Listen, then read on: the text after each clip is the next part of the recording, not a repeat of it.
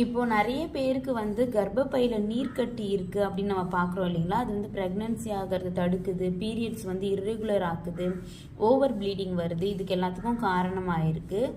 இந்த நீர்க்கட்டி பிரச்சனைக்கு சொல்யூஷனாக இருக்கக்கூடிய ஒரு மருந்து தாங்க இந்த பொடி. இது வந்து தண்ணீர் விட்டான் கிழங்கு அப்படிங்கிற ஒரு கிழங்கோட பொடி. இது கிழங்காகவும் பொடியாகவும் நாட்டு மருந்து கடையில் கிடைக்கும். இதை வாங்கி பொடி பண்ண நம்மளால் முடியாது, ஸோ நம்ம பொடியாகவே இதை வாங்கிக்கலாம். இது வாங்கி காலையிலையும் நைட்டும் ஒரு அரை ஸ்பூன் பாலில் கலந்து நீங்கள் வந்து எடுத்துக்கலாம். சாப்பிட்றதுக்கு முன்னாடியும் எடுத்துக்கலாம், இல்லை சாப்பிட்டதுக்கு அப்புறமும் கூட எடுத்துக்கலாம்.